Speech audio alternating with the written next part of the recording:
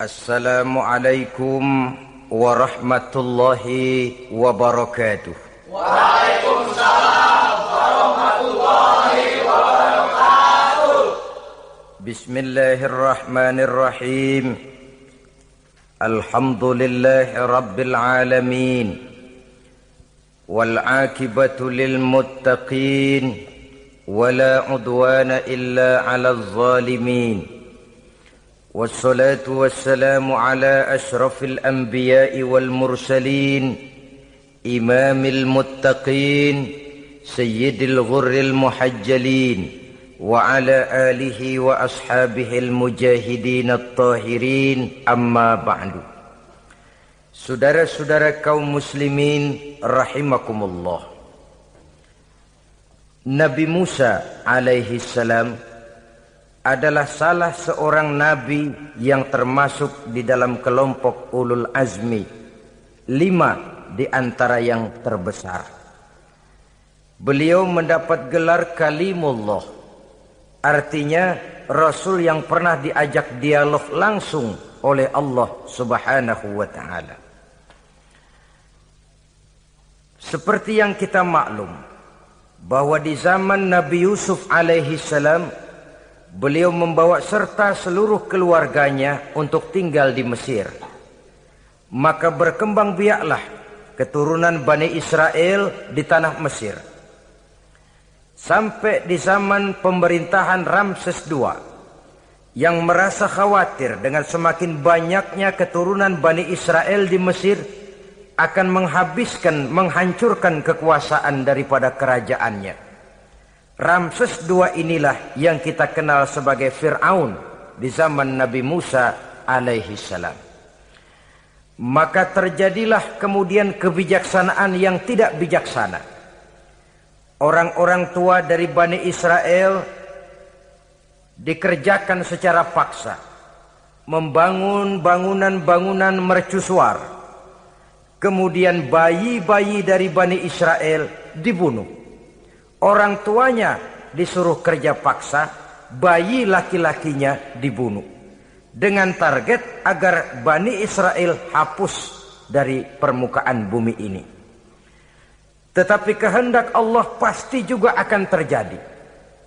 Maka lahirlah Nabi Musa alaihi salam, yang kelahirannya disembunyikan oleh orang tuanya dari pengetahuan umum. Namun bagaimanapun disembunyikan, kekhawatiran itu datang juga di hati ibu Nabi Musa alaihi salam. Allah kemudian memberikan ilham kepada ibu daripada Nabi Musa. Masukkan anakmu ke dalam satu peti, hanyutkan di sungai Nil. Itu dilakukan oleh ibu Nabi Musa alaihi salam. Dimasukkannya bayi Musa ini ke dalam peti, ditutup rapat, dihanyutkan di sungai Nil. Kemudian ibu tadi memerintahkan saudara perempuannya untuk mengikuti kemana peti ini hanyut di bawah arus sungai Nil. Adapun peti ini kemudian hanyut dibawa oleh arus sungai Nil memasuki istana Fir'aun. Maka permaisuri atau istri daripada Fir'aun melihat peti hanyut itu, diperintahkan tentaranya untuk mengambil peti tadi. Manakala peti terbuka, berisi seorang bayi laki-laki yang sangat mungil, sangat gembiralah istri daripada Fir'aun. Diusulkannya kepada suaminya agar bayi laki-laki tadi diambil saja, dijadikan sebagai anak angkat, dipelihara dan dibesarkan dalam istana. Fir'aun menerima usul daripada istrinya. Maka sejak saat itu dijaga, dipelihara dan dibesarkanlah Nabi Musa alaihi salam di lingkungan istana Fir'aun laknatullah alaihi. Begitulah ia memasuki masa remajanya, tumbuh sebagai anak angkat daripada Fir'aun dengan segala fasilitas yang serba cukup di dalam istana Fir'aun. Sampai pada masanya di mana ia kemudian menyadari bahwa ia sebenarnya bukan dari keturunan orang-orang Mesir, tapi berasal dari keturunan Bani Israel. Sehingga satu hari ketika ia keluar dari istana, ia bertemu dengan orang yang sedang bertengkar Satu dari keturunan Bani Israel, satu lagi dari orang Mesir.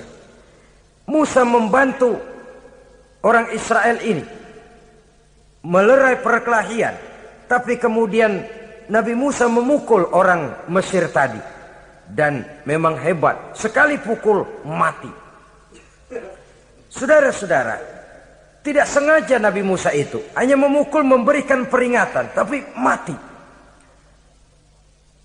Ini disembunyikan oleh Nabi Musa, tapi bagaimanapun disembunyikannya, akhirnya toh tahu. Apalagi Fir'aun sejak awal memang sudah mendapat firasat. Jangan-jangan inilah yang banyak diramalkan oleh dukun-dukunku, ahli nujum di istanaku, bahwa akan lahir seorang anak laki-laki dari keturunan Bani Israel yang akan menghancurkan kekuasaanku, memusnahkan kerajaanku. Jangan-jangan ini orangnya. Sejak hari pertama menemukan bayi Musa, Fir'aun sudah punya firasat ke arah itu. Tapi karena kalah oleh desakan istrinya, maka diterimalah Musa untuk dibesarkan di dalam lingkungan istana. Sehingga akhirnya oleh karena perasaan bersalah ini, Nabi Musa melarikan diri. Melarikan diri dari istana Fir'aun setelah nyata-nyata bahwa dia memang keturunan Bani Israel.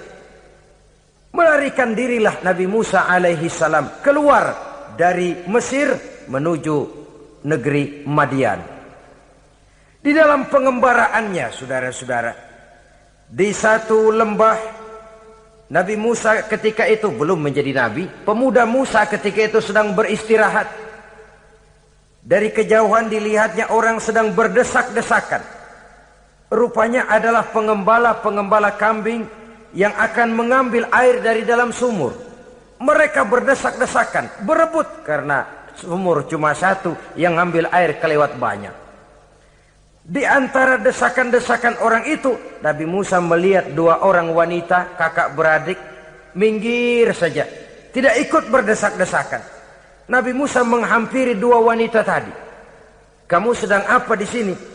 Kami sebenarnya ingin mengambil air. Kenapa tidak ikut berdesak-desakan? Itulah soalnya. Mereka laki-laki semua, gagah perkasa pula. Kalau kami ikut berdesak-desakan, bagaimana jadinya kami? Biarlah kami mengalah, menunggu sampai mereka selesai semuanya, baru kami akan mengambil air. Mengertilah Nabi Musa bahwa wanita kakak beradik ini demikian halus akhlaknya, gak mau berdesak-desakan sama orang laki. Budi pekertinya sedemikian luhur. Tungguin aja dah, ntar juga beres. Kalau semua udah kan pada minggir, kita gak pakai berdesak-desakan. Saudara hadirin, menyadari kodrat kewanitaannya, sehingga berdesak-desakan itu saja sudah dianggap bisa mengurangi citranya sebagai wanita.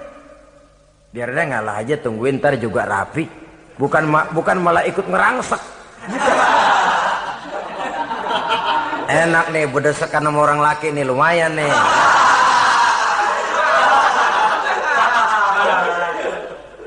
Sepintas itu saja sudah cukup bagi Nabi Musa, pemuda Musa, untuk menilai akhlak daripada wanita itu tadi. Oh, kalau kamu nunggu begini aja lama, kata Nabi Musa. Sudah, sini saya tolongin. Diambil embernya, Nabi Musa ikut berdesakan. Karena Nabi Musa memang kuat badannya, gak lama sudah dapat air. Sodorkan ke sana. Si wanita segera tahu bahwa pemuda ini begitu baik budi pekertinya, mau menolong orang yang dalam kesusahan. Akhirnya, bagaimana kalau kamu ikut saja ke rumah saya? Bapak saya sudah tua, senang hatinya kalau kamu ikut ke rumah, kenalan sama bapak saya. Ayolah, ayolah, berangkatlah. Dalam perjalanan, si wanita ini berjalan duluan, Nabi Musa di belakang. Kemudian Nabi Musa bilang, sebentar, saya duluan, kamu belakangan. Kenapa rupanya?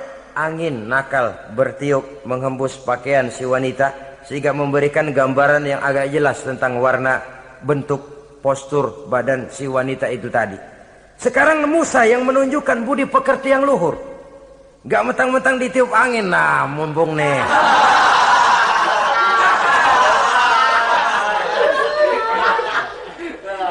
rezeki nih kapan lagi nyari yang begini ya. Jadi dua-duanya sudah menunjukkan satu akhlak yang sangat luhur. Dan manakala sampai di rumah si wanita kakak beradik tadi, diceritakanlah halnya bahwa dia ditolong oleh seorang pemuda. Inilah orangnya. Sangat bersukacitalah hati orang tua kedua wanita itu tadi. Lalu usul si wanita tadi, Pak, kita kan di sini banyak punya kambing, nggak ada yang bantuin gembala. Bapak sudah tua, kalau ini orang kita minta tinggal di sini saja, gimana Pak? Ya terserah kamulah. Akhirnya Nabi Musa tinggal di sana. Menurut satu riwayat 8 tahun ikut mengembalakan kambing. Dan orang tua tadi tidak lain adalah Nabi Syuaib alaihi salam, yang pada akhirnya kemudian Nabi Musa dikawinkan dengan wanita itu tadi. Setelah berumah tangga, Nabi Musa ingat kembali bahwa ia sesungguhnya keluar dari Mesir karena menghindarkan diri. Bahwa kaumnya Bani Israel hidup di Mesir itu tertindas di bawah rezim kekuasaan Fir'aun yang zalim. Dikerjakan secara paksa, wanita dipermalukan, bayi-bayi laki-laki dibunuh. Tergerak hatinya. Dia sudah enak, punya mertua bijaksana, punya istri cantik, hidup tenang sebagai pengembala kambing. Tapi nurani kebangsaannya berontak. Saya tidak boleh bersenang-senang sementara bangsa saya ditindas. Saya tidak boleh menari di atas bangkai saudara saya.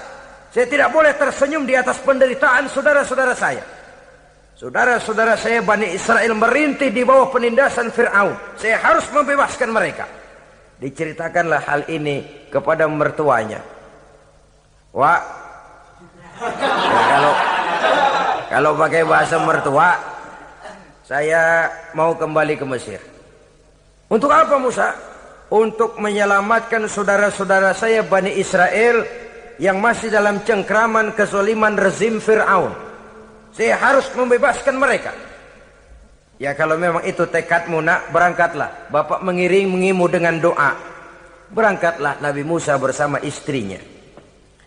Sampai ketika beliau sedang istirahat di satu lembah, dari kejauhan beliau melihat ada api menyala. Beliau berkata kepada istrinya, kau tunggu di sini. Tidak lama saya akan kembali. Saya akan menghampiri api itu. Berangkat Nabi Musa ke arah api menyala tadi. Makin didekati makin terang sinarnya. Sampai kemudian terdengar suara, ya Musa, inni ana rabbuka fakhla' na'laik. Innaka bil wadil muqaddasi tuwa wa ana akhtartuka fastami' lima yuha. Wahai Musa, akulah Tuhanmu, bukalah terompahmu. Sesungguhnya engkau berada di satu lembah yang disucikan bernama lembah tua. Aku telah memilihmu Musa, dan sekarang dengarlah apa yang diwahyukan kepadamu. Pada saat itulah turun wahyu pertama, dan resmilah sudah Nabi Musa diangkat menjadi Rasul oleh Allah Subhanahu wa ta'ala. Di satu lembah di Bukit Tursina. Apa wahyu yang pertama turun? Bunyinya, innani anallah, la ilaha illa ana fa'budni. Sesungguhnya aku inilah adalah benar-benar Tuhanmu. Tidak ada Allah selain daripada aku.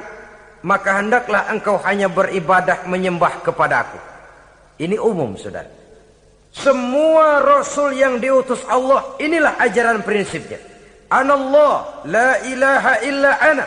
Akulah Allah Tuhanmu. Tidak ada Tuhan lain selain Allah. Semua Rasul membawa ajaran ini. Oleh sebab itu, bukan hanya sekadar percaya kepada Tuhan saja yang penting. Sudahlah, pokoknya kan percaya kepada Tuhan. Iya, Tuhan yang mana?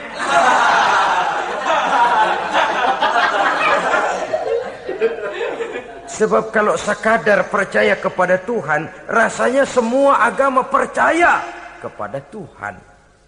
Begitulah orang Hindu percaya kepada Tuhan, tapi Tuhan menurut mereka Trimurti, Wisnu, Shiva, Brahma. Orang Buddha percaya kepada Tuhan, tapi Tuhan dalam pandangan mereka ada Tuhan kecil Hinayana, ada Tuhan besar Mahayana. Orang Majusi juga percaya kepada Tuhan. Tapi Tuhan dalam pandangan mereka, ada Tuhan kebaikan namanya Ahriman, ada Tuhan kejahatan namanya Ahura Mazda. Orang Nasrani juga percaya kepada Tuhan, tapi Tuhan kata mereka dalam bentuk Trinitas. Tuhan Anak, Tuhan Bapa, Ruhul Kudus. Ini semua Tuhan dalam pandangan mereka. Jadi kalau sekadar percaya kepada Tuhan, percaya kepada Tuhan, percaya kepada Tuhan, Tuhan yang mana? Itu yang prinsip. Itu yang prinsip. Sebab salah kita dalam mempercayai Tuhan, kita akan terjebak ke dalam penyakit. Kalau tidak kufur, syirik. Dan dua-dua itu bapak moyangnya dosa. Sebab itu Islam menyelamatkan kita masyarakat manusia. Ya ayyuhan nasu ubudu rabbakumul ladzi khalaqakum. Hai manusia, Tuhanmu yang perlu kamu sembah itu hanyalah Tuhan yang telah menciptakan kamu. Dan itu tidak lain adalah Allah yang lam yalid wa lam yulad wa lam yakul lahu kufuwan ahad, yang laisa kamitslihi syai'un. Ia tidak beranak, ia tidak diperanakkan, dan ia tidak bisa diserupakan dengan apapun. Dialah Allah itu. Begitu wahyu yang diberikan kepada Adam, kepada Nuh, kepada Ibrahim, kepada Yusuf, bahkan kepada Musa alaihi salam. Innani anallah la ilaha illa ana fa'budni. Akulah Allah Tuhanmu, tidak ada Tuhan lain selain daripada aku Allah, maka kepadakulah kamu hanya menyembah. Ini wahyu yang pertama turun, sudah berisi tauhid. Jadi hakikatnya agama Yahudi, saudara, adalah agama tauhid, agama monoteis, agama yang mengajarkan hanya ada satu Tuhan untuk seluruh alam, dan Tuhan itu adalah Allah subhanahu wa ta'ala. Sebab itu syahadat orang Yahudi bunyinya begini: Shema Yisrael Yahweh Elohenu Yahweh Echad. Ini syahadatnya orang Yahudi. Itu perbedaan bahasa Suryani Ibrani dengan bahasa Arab. Kita Isma itu bahasa Arab, dia Shema. Isma, Shema. Shema Yisrael Yahweh Elohenu Yahweh Echad. Ahad Echad.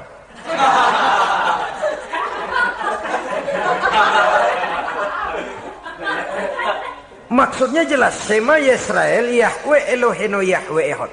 Dengarlah hai Israel, Tuhan kita ialah Tuhan yang Esa. Yahweh kata mereka, Tuhan kita ialah Tuhan yang Esa. Esa tunggal, tidak beranak, tidak diperanakan.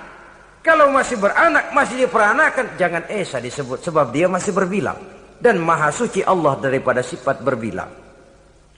Jadi asas dari seluruh misi yang dibawa oleh Rasul yang 25 itu sama, tauhid inti ajarannya. Setelah tauhid, wa aqimis sholata li dzikri, dan dirikanlah solat untuk mengingat aku. Jadi solat pun diwajibkan kepada Nabi Musa. Cuma teknisnya yang berbeda. Bagaimana solat di zaman Nabi Musa, bagaimana solat di zaman Nabi Sulaiman, bagaimana solat di zaman Nabi Muhammad. Prinsipnya sama, solat, solat, solat. Teknisnya yang berbeda. Di zaman Nabi Sulaiman konon solat itu tidak pakai ruku, tidak pakai sujud, diri saja. Makanya Nabi Sulaiman itu menurut riwayat meninggalnya dalam posisi berdiri. Artinya apa? Dalam keadaan solat beliau itu. Bukan diri ngejedek kayak kita nungguin bus, bukan.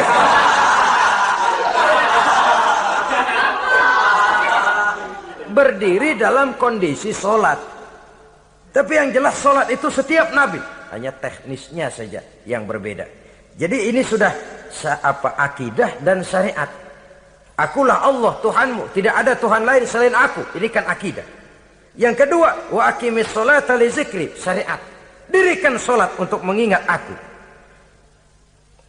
Inna sa'ata atiyatun, sesungguhnya kiamat itu pasti akan datang. Ini juga sudah urusan beriman, percaya kepada yang gaib. Saudara-saudara kaum muslimin rahimakumullah. Setelah mendapat wahyu ini, turunlah perintah Allah kepada Nabi Musa. Apa kata Allah? Izhab ila fir'auna innahu tagha. Sekarang Musa, berangkatlah kamu menuju Fir'aun. ia telah melampaui batas. Berangkatlah kamu ke sana Musa, hadapi Fir'aun, sampaikan dakwah ini.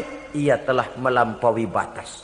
Innahu tagha, ia telah berlebih-lebihan. Nah, saudara-saudara, jadi dua fungsi sudah. Kalau pada mulanya Nabi Musa berniat kembali ke Mesir hanya untuk membebaskan kaumnya Bani Israel, sekarang malah bertambah. Tidak hanya sekedar itu, malah lebih utama adalah menyampaikan risalah, menyampaikan misi kerasulannya, menyadarkan Fir'aun, menegakkan tauhid, mengembangkan syariat. Bertambahlah tugas Nabi Musa sebagai pejuang bangsa, juga sebagai mujahid, pejuang agama. Pada mulanya sebagai pejuang bangsa tuh.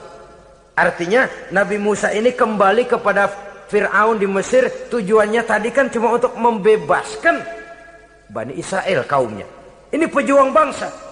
Tapi di tengah jalan ia mendapat wahyu.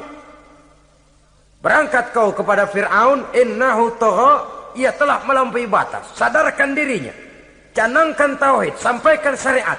Bertambahlah tugasnya. Lebih daripada sekedar pejuang bangsa, ia juga pejuang agama, pejuang tauhid. Dwi fungsi. Kadang-kadang ada pejuang agama tapi tidak pejuang bangsa. Kadang-kadang ada pejuang bangsa tapi tidak pejuang agama.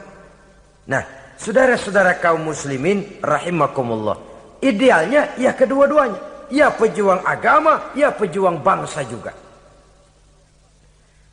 Mendapat tugas seperti ini, apa permohonan Nabi Musa alaihi salam?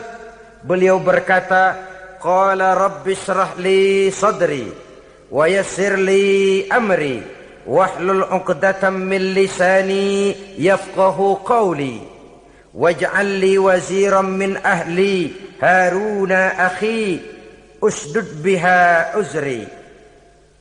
Ini permohonan Nabi Musa ketika dilantik menjadi rasul, diberikan tugas, berangkat kau ke Mesir, sampaikan risalah ini kepada Fir'aun karena ia telah melampaui batas. Apa permohonan Nabi Musa? Rabbi syrah li sadri, ya Allah, lapangkan hati saya. Wa yassir li amri, mudahkan urusan saya. Wahlul 'uqdatam min lisani, buka kebekuan lidah saya. Yafqahu qawli, sehingga mereka mengerti apa yang akan saya bicarakan. Ini kondisi dasar. Memulai satu perjuangan dengan persiapan dasar. Apa permohonan pertama? Isyrah li sadri, lapangkan jiwa saya. Menghadapi musuh dengan jiwa yang lapang itu penting. So, kalau kita menghadapi musuh dengan jiwa yang sempit, kita sudah kalah sebelum perang. Menghadapi musuh dengan jiwa yang lapang, artinya masih berharap kalau dia mau mengikuti ajaran ini. Jadi pada tahap pertama itu datang bukan sebagai orang yang mau membasmi, tapi sebagai orang yang mau menyelamatkan. Ini perlu jiwa yang lapang. Sebab dakwah Nabi Musa itu kan pertama menyadarkan Fir'aun dulu. Nanti akan kita lihat setelah disadarkan dengan kata-kata, tidak kena juga dengan bukti berupa mukjizat. Masih bandel juga. Musa mohon supaya dikirim bencana. Masih nggak mempan juga, habis dah urusan. Jadi ada tahapan sesuai dengan kemungkinan Fir'aun bisa menerima. Sama juga bayi itu kan kalau baru lahir ke dunia, brol, kasih susu emaknya dulu. Gedean dikit, bubur. Gedean lagi, nasi uleg dah. Udah gede betul, nasi. Udah gede banget, jengkol jijelin.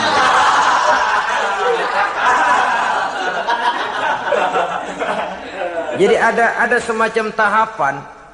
Kalau begitu lahir dikasih jengkol kan habis. Peringatan dulu. Setelah peringatan, bukti berupa mukjizat. Dihadapkan dengan sihir, menang mukjizat. Masih tidak mempan juga, teguran, dikirimkan azab, dikirimkan bencana. Masih tidak mempan juga, sudah ditenggelamkan oleh Allah di Lautan Merah. Itu akan kita ceritakan kemudian nanti. Jadi apa yang diminta oleh Nabi Musa, ya Allah, lapangkan hati saya menghadapi Fir'aun ini. Fir'aun CS, Fir'aun, Haman dan lain-lain. Dan jangan lupa Fir'aun itu cuma ya hakikat tapi juga simbol. Hakikatnya memang ada yang namanya Fir'aun itu. Simbol karena Fir'aun selalu berkembang. Di setiap zaman, di setiap tempat Fir'aun selalu ada. Cuma liciknya Fir'aun ini kemana dia pindah, ke situ dia ganti nama. Orang sering lupa. Padahal isinya Fir'aun. Namanya bisa Hitler, namanya bisa Mussolini, namanya bisa Stalin. Tapi isinya Fir'aun. Kemana dia tinggal, di situ dia ganti nama. Simbol dari kekuasaan yang terlepas dari kontrol iman. Simbol dari kekuasaan yang menyebabkan orang lupa diri dan lupa daratan. Dan sebenarnya mah Fir'aun mulanya cuman raja tuh. Raja doangan dia. Cuman kelamaan jadi raja, kagak mau turun-turun. Akhirnya dia menganggap tidak ada yang lebih tinggi daripadanya. Apalagi ketika Nabi Musa datang mengajarkan ada Tuhan lain, yaitu ada Tuhan yang sebenarnya, yaitu Allah. Lah Fir'aun sampai kepada puncak kekurang ajarannya, memproklamirkan diri sebagai Tuhan. Ana rabbukumul a'la. Bukan karena kebodohannya sebenarnya, tapi karena gengsi kekuasaannya. Nah ini, gengsi kekuasaan ini sering menyebabkan orang overacting. Fir'aun bukan bodoh, bukan. Fir'aun bukan tidak tahu kalau Musa itu benar, tahu. Fir'aun bukan tidak ngerti kalau itu mukjizat, sihir kalah, tahu. Tapi gengsi kekuasaan. Gua kan raja, masa di depan rakyat tunduk sama Musa? Gengsi dong.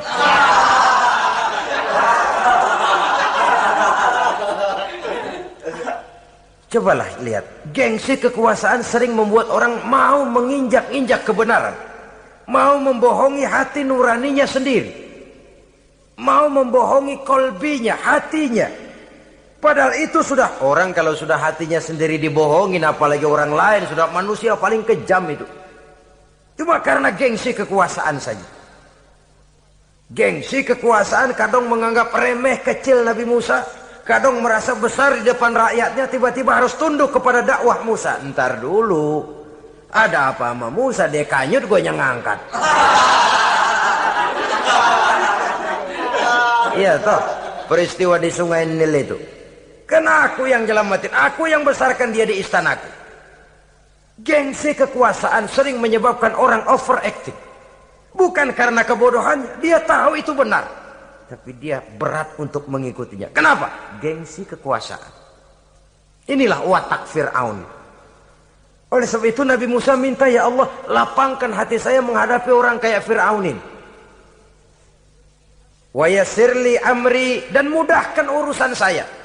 Ini orang berjuang itu, saudara, setelah segala taktik dan strategi dibicarakan, segala persiapan fisik disiapkan, jangan lupa wa yassirli amri, ya Allah, mudahkan urusan saya. Sebab sepanjang yang bisa kita lakukan hanyalah berusaha dan berusaha. Kepastian, ketentuan, hak prerogatif daripada Allah Azza wa Jalla. Kalau Allah memberikan kemudahan, satu dunia orang mau menghadang, no problem. Kalau Allah sudah memberikan kemudahan, satu dunia orang mau mendatangkan kesulitan, gak ada gunanya. Wa yassirli amri, mudahkan kiranya urusan saya ini ya Allah. Karena sudah terbayang oleh Musa. Pertama, faktor psikologis. Bagaimanapun Fir'aun itu kan bapak angkat sendiri. Ya orang kalau nasihatin orang lain barangkali nggak terlalu jadi beban moral. Tapi kalau sudah menasehati orang yang pernah mengasuh dan membesarkan dia, itu kan beban moral. Sulit posisi ini. Apalagi kekuasaan mutlak berada di tangannya, tentaranya gagah perkasa. Wa yassirli amri, mudahkanlah urusan saya ya Allah. Lapangkan hati, mudahkan urusan. Saudara-saudara kaum muslimin rahimakumullah. Permohonan yang ketiga dari Nabi Musa, setelah minta dilapangkan hati dan dimudahkan urusan, wahlul 'uqdatam min lisani, bukalah kebekuan lidahku. Satu riwayat menjelaskan bahwa Nabi Musa memang agak gagap kalau bicara. Riwayat lain menjelaskan bahwa beliau agak sedikit cadel. Tapi yang jelas, minta agar dibukakan kebekuan lidah. Ini mengandung Satu pelajaran bahwa cara menyampaikan sesuatu akan sangat menentukan sesuatu itu sendiri. Sesuatu yang baik, kalau salah cara kita mengucapkannya, salah cara kita menyampaikannya, jadi tidak baik kesan orang. Ini soal ucapan. Soal hati itu Allah saja yang tahu. Tapi kan orang sebelum tahu hati ini, omongan yang didengar, tingkah laku yang dilihat. Maka ini yang diminta oleh Nabi Musa alaihissalam. Misi risalah ini berat. Menyampaikan pesan ilahi ini tidak ringan. Kalau salah saja ngomong, akan timbul kesalahpengertian. Oleh sebab itu, wahlul 'uqdatam min lisani, bukalah kebekuan lidah saya ini, supaya lancar bicara untuk menyampaikan yang hak, menghancurkan yang batil. Cara kita menyuguhkan sesuatu sangat menentukan sesuatu itu sendiri. Saudara datang ke rumah saya, yang saya suguhkan cuma segelas teh pahit dan singkong goreng, tapi kalau dengan kata-kata yang menyentuh, enak didengar telinga, nggak berasa tuh singkong goreng. Sebaliknya yang disuguhkan makanan mahal, mewah, lezat, caranya kasar, omongannya nggak enak didengar. Makan dah sikat abisin deh, gue tau lu lapar, abisin deh.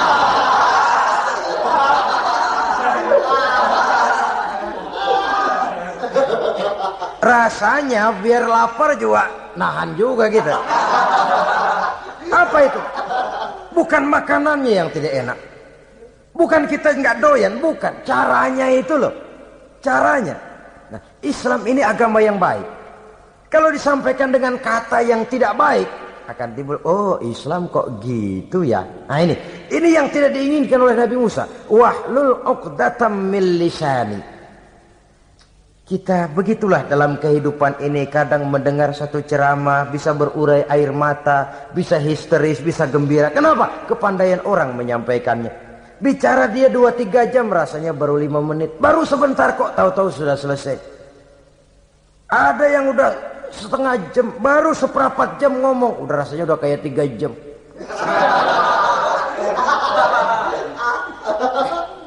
Kita udah berbisikkan, udah dah. Wahlul 'uqdatam min lisani. Targetnya apa? Yafqahu qauli, agar mereka memahami. Tentu lawannya agar mereka tidak salah mengerti, agar mereka tidak salah paham. Sebab kalau misi ini diterima dengan salah paham, dakwah tidak nyambung. Maka ini doa banyak dibaca, diamalkan oleh orang-orang mimbar yang sering pidato. Lapang hati melihat kerumunan orang banyak, tapi nggak dak-dikduk, nggak kena demam mimbar. Udara dingin tapi keringat, baju basah. Saudara hadirin yang saya hormati, lalu permohonan yang selanjutnya daripada Nabi Musa alaihissalam, waj'al li waziran min ahli, dan jadikanlah bagiku seorang pembantu dari keluargaku. Siapa? Haruna akhi, dia tidak lain adalah saudaraku Harun. Usdud biha uzri, akan saya limpahkan kepadanya segala beban-beban yang saya derita. Artinya orang berjuang perlu teman, gak bisa sendirian. Gak, bagaimanapun hebatnya kita tetap memerlukan bantuan daripada orang lain. Sendiri memang lebih baik daripada berteman orang jahat, tapi berdua lebih baik daripada sendiri. Bertiga lebih baik daripada berdua. Makin banyak makin baik. Untuk satu persoalan yang besar memerlukan kebersamaan. Begitulah Nabi Musa memberikan contoh.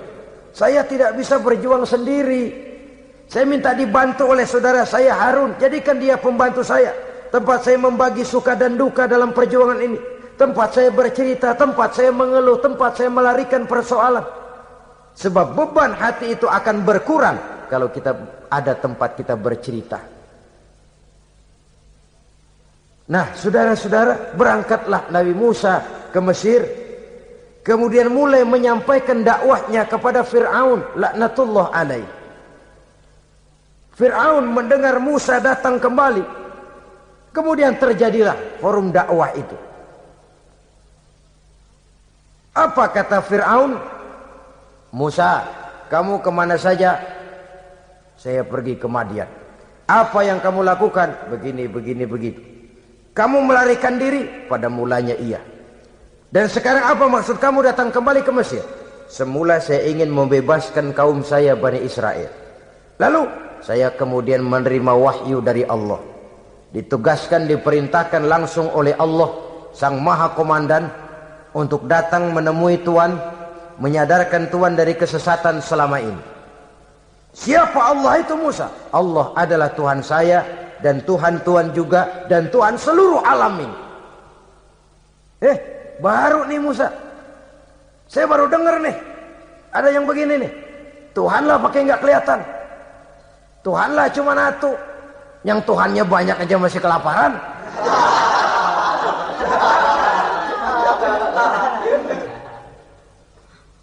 Di mana Tuhan? Tuhan saya bersemayam di aras, tempat yang sangat tinggi.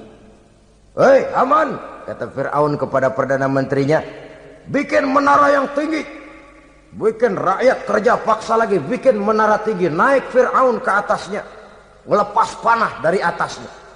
Menurut satu riwayat, panah itu ditangkap oleh malaikat, ditublaskan ke ikan, lalu dikembalikan lagi kepada Fir'aun dalam kondisi di mana panah itu berdarah. Dia tangkap lagi oleh Fir'aun, turun ke bawah, pidato di depan rakyatnya. Lihatin, Tuhan Musa udah saya panah nih. Mati. Saudara hadirin yang saya hormati, dengan segala macam dalih Fir'aun mencoba mengingkari dakwah Nabi Musa alaihi salam. Baiklah Musa, andai kata kamu benar, apa buktinya? Tuhan mau apa? Kamu sanggup menandingi tukang sihir saya? Insya Allah. Ayo kumpul tukang sihir, kumpul. Kumpulkan tukang sihir, dilepaskan tali-tali kecil, berubah jadi ular mengejar Musa. Musa oleh Allah difirmankan, lemparkan tongkatmu Musa. Musa melemparkan tongkatnya.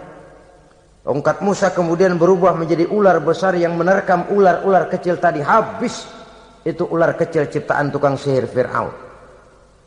Begitu hebat mukjizat yang diberikan Nabi Musa. Dan Fir'aun tahu itu mukjizat. Tapi dia ingkar juga. Tidak mau beriman. Sudah nyata bukti, sudah jelas saksi. Dia tetap ingkar. Akhirnya Nabi Musa berdoa memohon kepada Allah. Rabbana innaka ataita fir'auna wa mala'ahu zinatan wa amwalan fil hayatid dunya. Wahai Allah, sungguh engkau telah memberikan kepada Fir'aun dan para pembesarnya zinatan, segala macam perhiasan, wa amwalan, dan segala macam harta benda, fil hayatid dunya, di dalam kehidupan dunia ini. Rabbana liyudillu an sabilik, semuanya hanya menyebabkan mereka jadi sesat dari jalanmu. Rabbana tmis ala amwalihim, ya Allah binasakanlah mereka di dalam hartanya. Wasdud ala qulubihim, tutuplah pintu hatinya.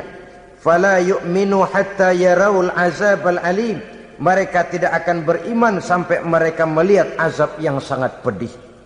Sudah dibuktikan dakwah baik-baik tidak mempan. Bukti berupa mukjizat tidak kena.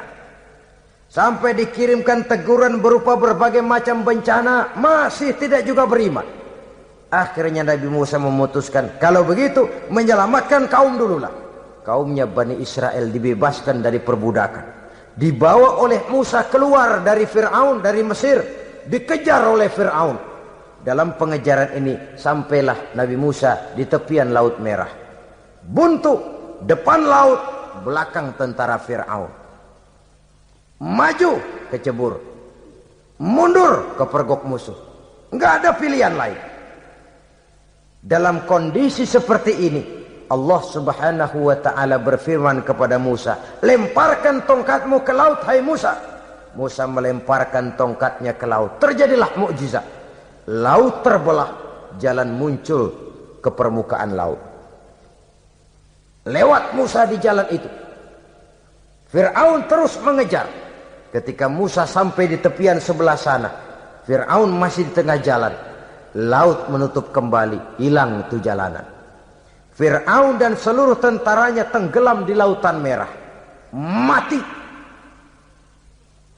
Pada saat kondisi seperti itulah Fir'aun dalam keadaan menghadapi sakaratul maut, napas cengap-cengap, hampir putus di leher, berkata dia, amantu bi Rabbi Musa wa Harun. Kalau begini mah saya juga percaya dah sama Tuhan. Percaya dah sama Tuhannya Musa dan Tuhannya Harun. Kata malaikat maut, kemarin kemana mas?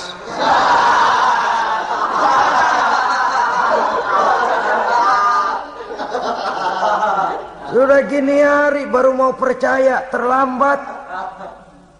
Terlambat. Akhirnya Fir'aun mati. Mati, tapi badannya utuh. Allah berjanji, wa kadzalika nunajjika bi badanika litakuna liman khalfaka ayah. Kami selamatkan badanmu Fir'aun agar menjadi pelajaran bagi orang-orang sesudah kamu nanti. Fir'aun mati, tapi badannya selamat terdampar di tepi pantai oleh rakyat Mesir. Wah, ini raja kita nih, raja kita. Ketemu, hidup, mati.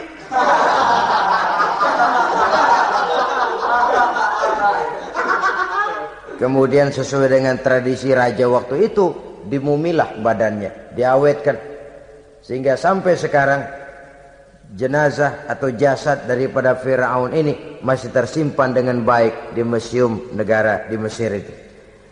Saudara-saudara kaum muslimin rahimakumullah. Jadi satu hal yang bisa kita ambil pelajaran daripada riwayat perjalanan dakwah Nabi Musa ini, bahwa dakwah menyampaikan risalah memang bukan jalan lurus dan licin bertabur bunga di kanan kirinya. Dakwah menyampaikan pesan agama, jalannya berliku, berbelok, menanjak, menurun, banyak onak dan duri di sekelilingnya. Yang paling makan hati adalah apabila sudah berdakwah kepada penguasa yang zalim, seperti halnya Fir'aun ini. Bagaimanapun ia punya kekuasaan, ia punya tentara, ia bisa menghitamkan yang putih, ia bisa memutihkan yang hitam. Kalau bukan iman yang jadi landasan moral dalam perjuangan, orang mudah frustasi. Kalau berdakwah kepada rakyat kecil, resiko kurang. Kalau berdakwah kepada para pengusaha, resiko kurang. Kalau berdakwah kepada kelompok-kelompok yang tidak memegang kekuasaan, resiko kurang. Tapi kalau sudah kelompok memegang kekuasaan, yang tersinggung gengsi kekuasaannya, disitulah resikonya sedemikian besar. Ini yang dihadapi oleh Nabi Musa alaihi salam. Tapi yang dijalaninya dengan tabah, dengan tekun. Karena kebenaran memang bisa ditekan, tapi satu hal yang jelas, kebenaran sama sekali tidak akan bisa dikalahkan. Buat sementara dia bisa ditekan, tapi lambat atau cepat dia pasti akan muncul ke permukaan, dan kebenaran jugalah yang akan tampil sebagai pemenang. Sebenarnya kurang apa Fir'aun? Kekuasaan mutlak berada di tangannya. Seluruh menteri-menterinya adalah pendukungnya belaka. Rakyat dipaksa untuk takut dan taat kepadanya. Dia adalah kekuasaan tunggal di Mesir. Sementara kaum Bani Israel berada di bawah penjajahannya, penindasannya, kesewenang-wenangannya. Dan bahkan ketika Nabi Musa sudah menyampaikan dakwahnya, Fir'aun malah sempat mengungkap jasa. Musa, kamu kok sekarang bisa begitu? Enggak ingat ya dulu kamu hanyut di sungai Nil, istri saya kan yang angkat, saya yang besarkan di istana saya. Kok sekarang kamu bisa ngelawan saya sih? Ini biasa. Apa jawab Nabi Musa? Kenikmatan yang kau berikan kepada saya belum seberapa ketimbang penghinaanmu kepada kaum saya Bani Israel. Jangan kau menyangka Fir'aun, kalau saya kau bikin senang, saya lalu akan mau mengkhianati bangsa saya sendiri. Tidak. Sama sekali kesenangan yang kau berikan kepada saya tidak akan menutup mata saya dari kondisi yang dihadapi oleh kaum saya, oleh umat saya. Mereka tersiksa, mereka menderita, mereka merana. Haruskah saya lupakan mereka cuma karena saya sudah tinggal di istanamu, engkau yang membesarkan? Padahal kau pun membesarkan saya bukan karena kemauanmu. Desakan daripada istrimu. Jangan ngitung-ngitung jasa Fir'aun. Andai kata pun jasamu ada kepada saya, belum seberapa ketimbang penghinaanmu kepada bangsa saya Bani Israel. Di situ Nabi Musa menunjukkan sifat nasionalisme yang sangat tinggi, rasa nasionalisme yang sangat mendalam. Kadang-kadang kan orang ya seperti di zaman penjajahan Belanda, karena diangkat jadi tuan tanah, bangsanya sendiri diinjak-injak. Karena diangkat jadi centeng dikit dah, kumis mbaplang dah, bukan main. Bangsanya sendiri diinjak-injak. Fir'aun mengingatkan ini, kalau cara kita lo gede di sini, makan di sini, segala macam di sini dah, masa lupa kacang sama kulitnya. Kasarnya mah lu bisa begini nih, Musa nih, gue yang rawatin lo. Saya yang menjagamu, mengangkatmu dari sungai Nil. Masa sekarang sudah gede begini kamu mau berhadapan dengan saya? Punya pikiran dong dikit kalau cara kita. Mikir dong, mikir. Dulu lagi kanyu di Nil, siapa yang angkat? Musa tidak membantah. Betul itu Fir'aun, betul. Tapi apalah artinya semua itu ketimbang penghinaan yang engkau berikan kepada bangsa saya? Saya tidak mungkin menari-nari di atas bangkai umat saya. Saya tidak mungkin bersenang-senang di atas penderitaan kaum saya. Dan saya tidak mungkin senyum ceria di atas derita daripada kaum saya. Dengan tidak melupakan jasamu, saya tidak akan merubah pendirian saya. Saya ingin membebaskan penjajahan.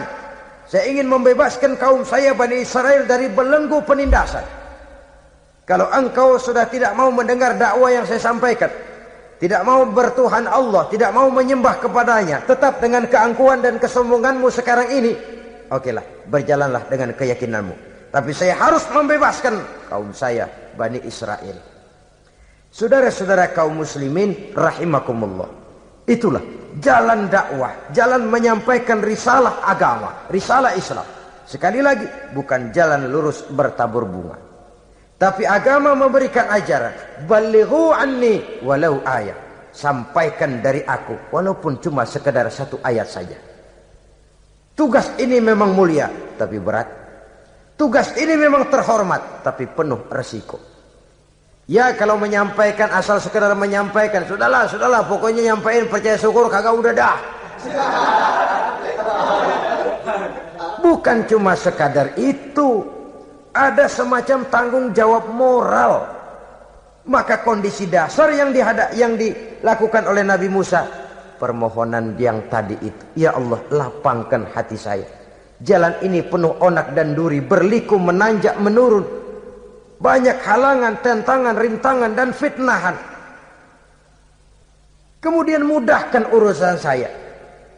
Menentang kekuasaan Fir'aun bukan perkara ringan. Bukan urusan main-main. Menentang raja yang sedang berkuasa, kekuasaannya mutlak, otoriter pula, diktator murni Fir'aun itu. Mudahkan urusan saya menghadapi jalan ini ya Allah. Karena tidak mungkin menurut otak. Mana bisa kata kebiasaan, impossible kata rasio. Kalau Allah mau memudahkan, semua jalan akan terbuka dengan mudah.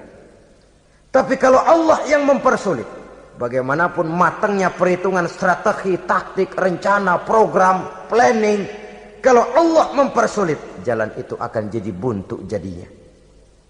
Oleh sebab itu maka persiapan zahir harus diimbangi dengan persiapan batin. Untuk menegakkan sesuatu yang hak, menghancurkan sesuatu yang batil, sebagaimana yang dilakukan oleh Nabi Musa alaihi salam ini. Dan segala macam tantangan dihadapi oleh Nabi Musa. Kau menyampaikan risalah bahwa engkau Rasul? Ya. Kau punya bukti? Siap. Apa buktimu? Ini, tongkat dilempar jadi ular, tangannya dimasukkan ke saku baju, lalu dikeluarkan bersinar gemerlapan, lebih sinar dari lampu merkuri. Sampai Fir'aun silau dibuatnya bersudah Musa, sudah, masukkan tanganmu lagi, masukkan tanganmu lagi. Dia tahu, dia sadar itu bukan sihir, tapi lagi-lagi gengsi kekuasaannya. Sehingga pantas kalau Nabi pernah bersabda, afdalul jihad kalimatu haqqin inda imamin jair. Jihad yang paling besar adalah mengucapkan kebenaran di depan penguasa yang zalim.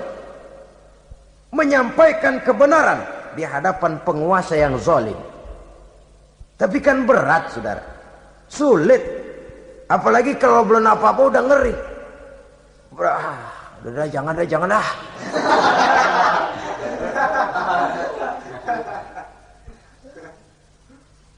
Itu sebabnya Ishrah li sadri, lapangkan hati saya. Saya tidak punya kepentingan apa-apa kecuali menyampaikan kebenaran. Kalau sudah ada kepentingan pribadi, itu yang sering jadi handicap. Itu yang sering jadi jurang pemisah antara kita dengan orang yang akan kita sampaikan kebenaran tadi. Saudara-saudara kaum muslimin rahimakumullah, maka terasa benar relevannya doa yang diajarkan oleh Rasul kepada kita. Allahumma arinal haqqa haqqa warzuqna ittiba'ah wa arinal batila batilan warzuqna ijtinabah. Ya Allah, tunjukkan kepada saya bahwa yang benar itu benar, berikan saya kekuatan untuk mengikutinya. Ya Allah, tunjukkan kepada saya bahwa yang salah itu salah, berikan saya kekuatan menghindarinya. Kenapa? Orang sering tahu bahwa itu benar, tapi tidak berdaya mengikutinya. Seperti Fir'aun, tahu bahwa Musa itu benar. Abu Jahal, Abu Lahab juga tahu bahwa Nabi Muhammad itu benar. Abrahat juga tahu bahwa Nabi Ibrahim itu benar. Namrus juga tahu Ibrahim itu benar. Tapi mereka tidak berdaya mengikuti kebenaran karena gengsi kekuasaannya. Kadang kita tahu bahwa itu salah itu. Tapi karena dilakukan oleh orang yang punya kekuasaan, kita lalu tidak berdaya menghindarinya. Malah terjebak ikut-ikutan salah. Lalu menghibur-hibur diri. Sudahlah, tak ada gading yang tak retak. Bukankah dengan demikian kita sudah melegimitir kesalahan? Tahu bahwa itu benar dan mampu mengikutinya, itu nikmat. Tapi tahu itu benar namun tidak berdaya mengikutinya, itu mendatangkan siksaan batin. Tahu itu salah dan mampu menegur, itu nikmat. Tahu bahwa itu salah tapi larut ikut salah, nimbrung dalam kesalahan, itu mendatangkan tekanan batin. Jadi tahu kebenaran itu penting, tapi terketuk hati mengikuti kebenaran itu jauh lebih penting. Semua kita tahu Islam itu benar, tapi semua yang tahu Islam itu benar maukah mengikuti ajaran Islam? Tidak. Semua orang tahu kalau judi itu batil. Hatta penjudi yang paling kakap pun mesti tahu kalau itu batil, itu tidak baik. Tapi dia tidak berdaya untuk menghindarkannya. Terjebak ke dalam penyakit itu tadi. Oleh sebab itu, saudara-saudara kaum muslimin yang saya cintai, tidak ada satu ucapan yang lebih baik. Dalam istilah Quran itu Allah menjelaskan, wa man ahsanu qawlan mimman da'a ila Allah wa amila salihan wa qala innani minal muslimin. Ucapan siapakah yang lebih baik dalam hidup ini selain daripada mimman da'a ila Allah, selain daripada ucapan orang-orang yang menyeru ke jalan Allah, orang-orang yang menyadarkan kepada agama. Ini jalan Allah, mari ikuti. Itu jalan setan, mari tinggalkan. Wa amila salihan, tidak cukup sekedar berdakwah mengajak orang ke jalan Allah, dia juga beramal soleh. Dia bangun rumah sakit, dia bangun madrasah, dia bangun masjid, dia makmurkan majelis taklim, dia santuni yatim piatu. Wa qala innani minal muslimin, seraya berkata, saya termasuk orang yang berserah diri kepada Allah.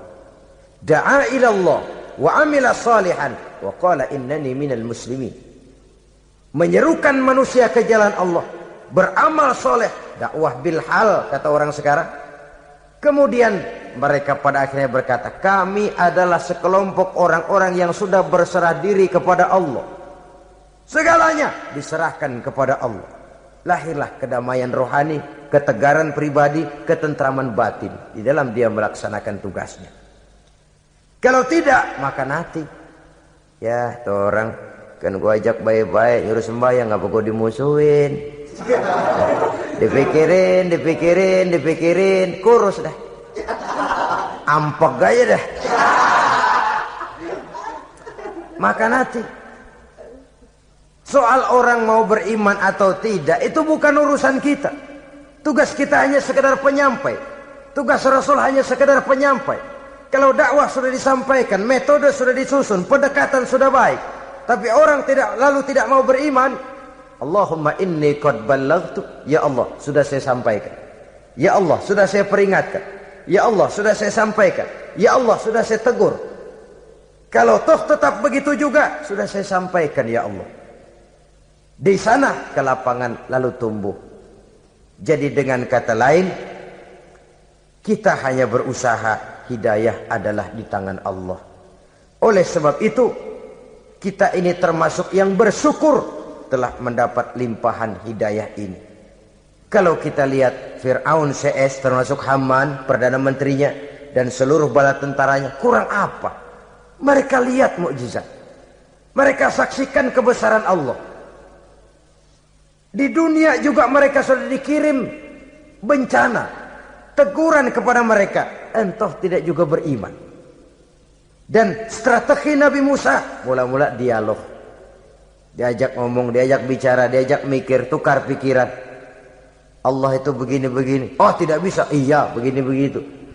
Masih tidak percaya juga, dibuktikan mukjizat, tongkat jadi ular, tangan bisa mengeluarkan sinar. Masih ingkar juga, keluar doanya nih. Doa yang ada dalam surah Yunus ayat 88-89. Rabbana tmis ala amwalihim. Ya Allah cukup dah. Seruan sudah disampaikan, peringatan sudah diberikan, mukjizat sudah mereka lihat, tapi enggak juga mau beriman. Buresin aja harta bendanya dah. Habisin aja. Habisin dah. Dikasih perhiasan kehidupan dunia. Innaka ataita fir'auna wa mala'ahu zinatan wa amwalan. Dikasih harta, kesenangan dunia, bikin sesat. Habisin aja dah. Wastud ala qulubihim, hatinya 4 dah. Udah dipatri, udah enggak mempan apa-apa. Sudahlah ya Allah. Wala yu'minu hatta yaraul azabal alim. Rasanya mereka memang enggak bakal mau beriman kalau belum melihat azab yang sangat pedih. Dan memang setelah timbul tenggelam, napas mau sekarat, baru beriman. Terlambatlah sudah. Nah, saudara-saudara kaum muslimin rahimakumullah, bagaimana akhir daripada perjalanan Nabi Musa ini, insya Allah akan kita bicarakan pada pertemuan berikutnya. Terima kasih atas perhatian saudara. Mohon maaf atas segala kekurangan. Wassalamualaikum warahmatullahi wabarakatuh. Waalaikumsalam.